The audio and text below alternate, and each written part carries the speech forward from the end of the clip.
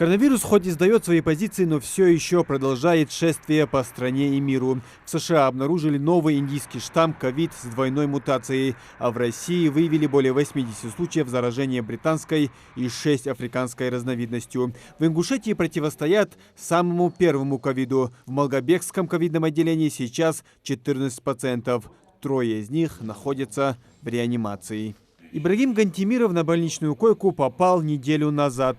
Симптомы были все те же. Высокая температура, которая не сходила, и озноб. Усложнила ситуацию сопутствующая болезнь. У Ибрагима высокий уровень сахара в крови, и поэтому пришлось лечь в больницу. Сейчас состояние намного лучше. Через пару дней, возможно, пациента и выпишут. В среду ужался, а до этого это принял Дина вне больницы ханался.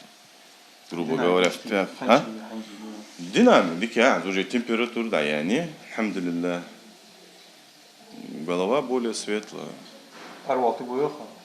Холодок, да, день что-то полностью. Арвал ты может еще дня 3, может, иншаллах. Число больных в Малгобекской больнице сейчас самое низкое с начала пандемии. Если в прошлом году здесь проходили лечение около 200 человек, то в этом не достигает и 15. В разы уменьшилось и количество коечных мест. Вместо 180 в разгар пандемии сегодня всего 20. И этого хватает. Насколько всем известно, пандемия в Ингушетии началась в марте-апреле 2020 года.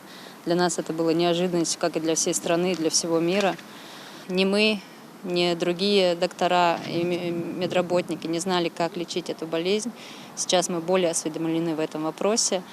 Естественно, на тот момент пациентов было очень много.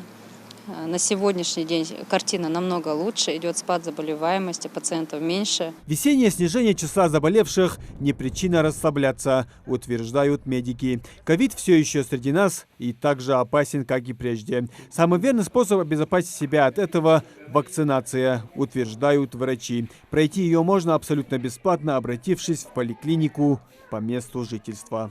Вакцинацию от ковида жители Малгобекского района и Малгобека могут пройти в центральной районной больнице. Весь процесс организован на 3-м этаже. Дорогу подскажет путеводитель. Эти стрелки направят вас в 305-й кабинет, а там и осмотр проведут, и укол от ковида поставят.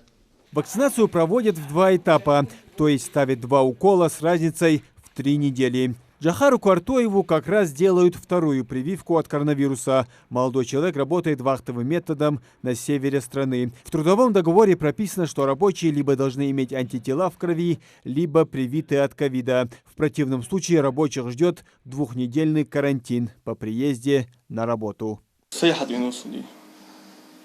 По работе ездил, поэтому я пришел, чтобы нам там проблем не было, чтобы там дошло, чтобы мы не сидели обсервации карантин из-за этого.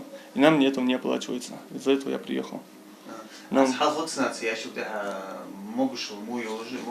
алхамдулилля, могу шел, мой этот. Проблемы шани? Конец.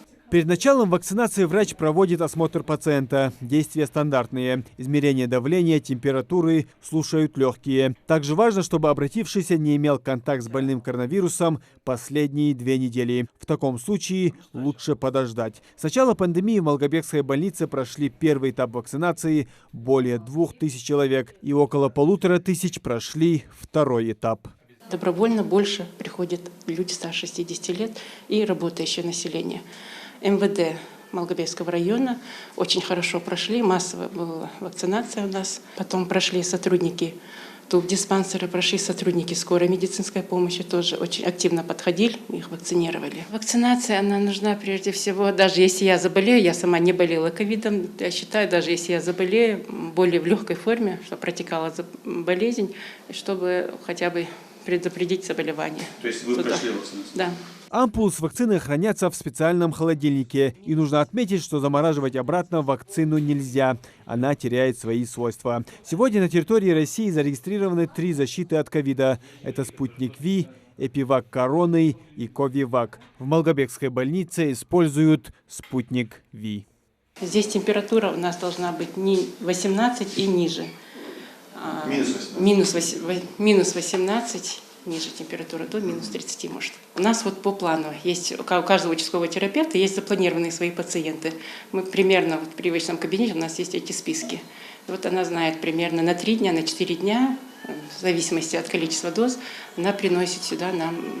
По данным Оперштаба, в республике за весь период пандемии коронавирусом заболели более 15 тысяч человек. Из них 181 умер. Выздоровели около 13,5 тысяч. 84 проходят лечение в больницах Ингушетии. 108 наблюдаются на дому. Муслим Ганиев, Адам Далаков.